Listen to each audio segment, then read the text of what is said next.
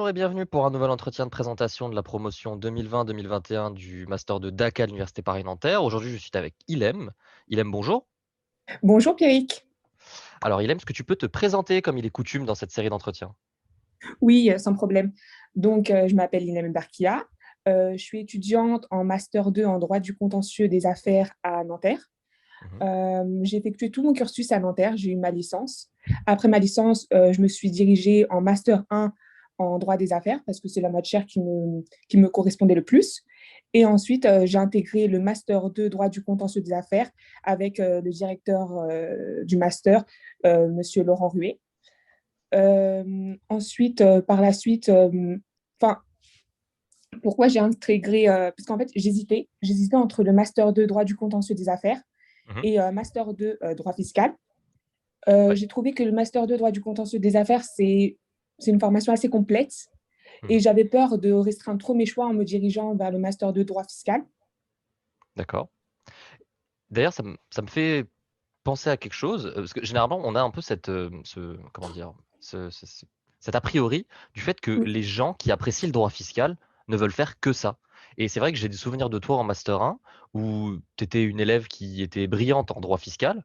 Et donc, du coup, moi, c'est vrai que quand je t'ai vu avec nous cette année, je me suis dit, ah tiens, mais je pensais qu'elle allait faire du fiscal, quoi. Et donc, c'est vrai que c'est marrant de voir. Et tu as jugé que malgré ton appétence pour le fiscal, le Master de DACA était un meilleur choix pour toi?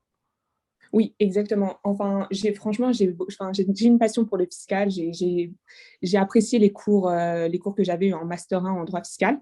Mhm. Mais je me suis dit, certes, j'ai une très bonne prof en droit fiscal et j'ai apprécié la matière, mais je voulais vraiment pas restreindre mes choix et, euh, et je voulais être, comment dire, ouverte à toute autre, pouvoir me diriger Bien vers sûr. d'autres voies, quoi. Parce Garder que j'avais ton. peur de faire qu'un master de droit fiscal. Ensuite, ça m'engagerait à me diriger dans le milieu de la fiscalité et sans pouvoir appréhender, par exemple, d'autres matières. Donc, voilà. Et je trouve qu'on a des matières super intéressantes. Droit des entreprises en difficulté avec M. Robin, c'est une matière qui m'a plu déjà en master 1. Ensuite, on a Madame Amrani Meki en procédure civile Mhm. qui est une formidable prof, Laurent Ruet en droit bancaire et financier. En fait, les matières, elles sont super intéressantes.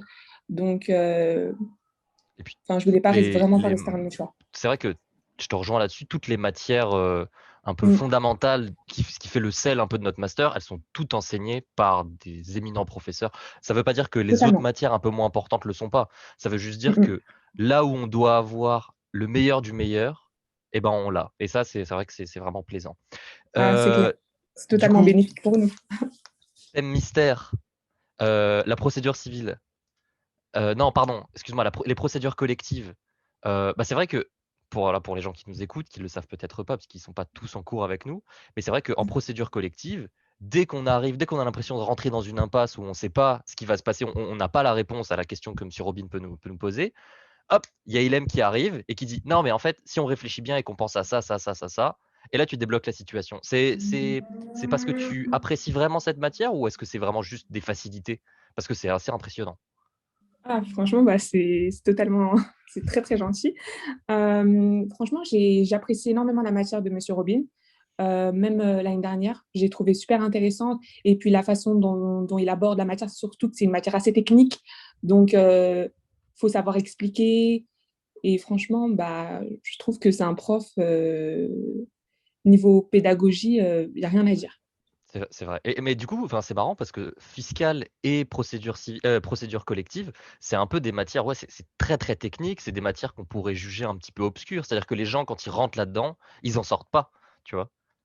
Ah oui, c'est vrai, c'est Et, vrai. et toi, c'est marrant parce que c'est les deux matières dans lesquelles tu excelles vraiment, quoi.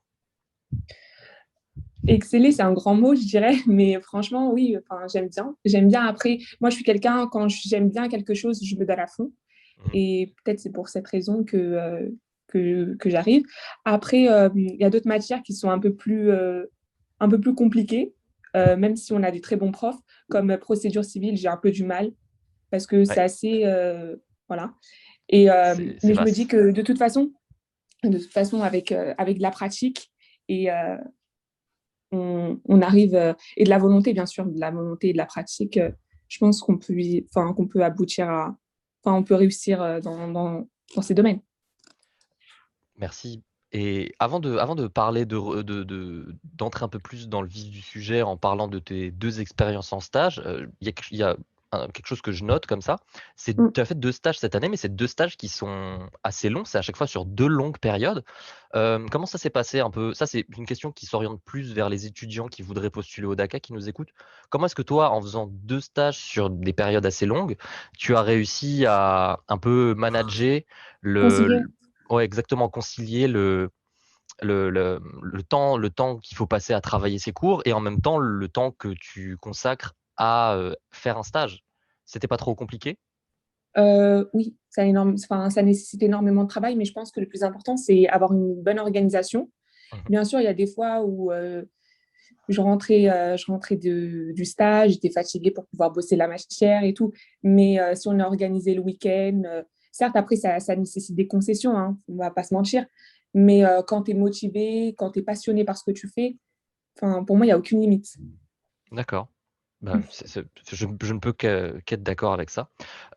Du coup, les 2 stages, le premier que tu as fait, tu m'as dit c'était de septembre à je me souviens plus de la date? À fin décembre, le D'accord, 31. et c'était dans un cabinet, enfin, tu peux nous en Voilà, parler? c'était dans le cabinet Bornozer. C'est un cabinet d'avocats fiscalistes. Mon maître de stage, c'était maître Hervé Israël, qui était justement prof de droit fiscal pendant presque 10 ans à Nanterre. Mmh. Par contre, je ne l'ai pas eu en prof de droit fiscal. Moi, je l'ai eu. Et ah, tu l'as eu? Oui. Oui. Et donc, où j'ai effectué mon stage à ses côtés.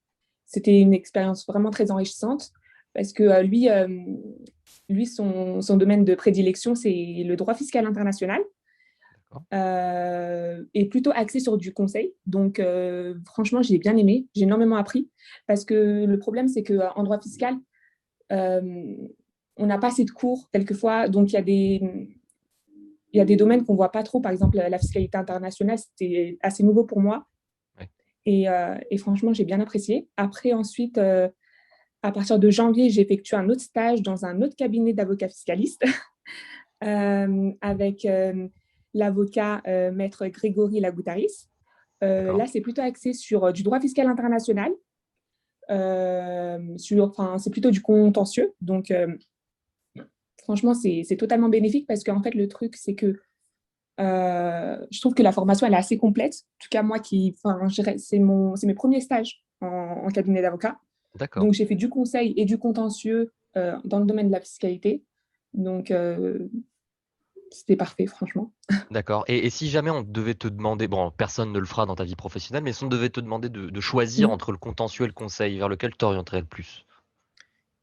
Je pense que c'est important de faire des deux. Honnêtement, je Ouais. pense que c'est important pour un avocat de s'exercer. Après, le conseil, qui est risqué, c'est que enfin, tu peux vite engager ta responsabilité civile professionnelle, certes dans le contentieux, mais dans le contentieux, il y a un peu de l'anticipation. Alors que dans le Mmh. conseil, tu dois répondre à une question de ton client. Déjà, il faut que tu fasses des recherches au préalable. Et puis après, tu as le risque de te confronter, enfin, tu as le risque d'apporter une réponse qui puisse ne pas correspondre ou qui puisse engager ta responsabilité. Donc, c'est assez dangereux. Mais de toute façon, dans la vie, il faut prendre des risques. Et, je pense que même si, enfin, après, enfin, dans le conseil, il y a un travail au préalable. Tu fais des recherches et tout. Donc, pour éviter au maximum d'engager sa responsabilité, il faut faire des recherches assez poussées. D'accord, oui, bah, c'est vrai. Alors que dans le contentieux, il y a un peu ce côté très instantané dans ce que tu fais. Tu sais que ce que tu es en train de rechercher, ce que tu es en train de faire, ça sera Mm. utilisé à moyen court terme, on va dire. Oui, voilà. Hem, Tu es déjà engagé dans la procédure. Souvent, quelquefois, tu es engagé dans la procédure. Donc, enfin, c'est question d'anticipation. Tu sais ce qui va se passer. mmh, Après, bien sûr, on peut quand même engager sa responsabilité dans le contentieux.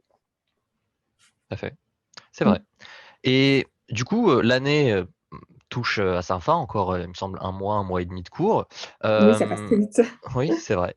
Qu'est-ce que tu retires du coup de cette expérience en master 2 DACA? Bah, franchement, c'est une très bonne expérience. Après, c'est dommage qu'il y ait eu cette période de corona, mais bon, on n'a pas le choix. Et je trouve qu'on a bien suggéré cette petite crise, enfin, cette petite, c'est un euphémisme, cette crise sanitaire. On a eu une association, enfin, de la promo DACA qui est au top, qui a su, euh, qui a su faire l'interface entre les élèves et le prof de façon assez remarquable. Ensuite, on a eu des cours qui se déroulent à merveille. Ils ont fait venir des intervenants et des intervenants, pas n'importe qui, donc des Ouais. intervenants des grandes pointures. J'ai rencontré aussi des personnes formidables dans ce master, donc, et des profs, sans parler des profs aussi. Ouais, c'est Les vrai. profs étaient parfaits. Donc, franchement, une très, très bonne expérience. J'avais des a priori parce que, voilà, surtout que là, c'était un peu difficile. Je me suis dit, on est à distance, ça va être compliqué de créer des liens, mais je pense pas que c'était une barrière. On a quand C'est même vrai su que créer des liens.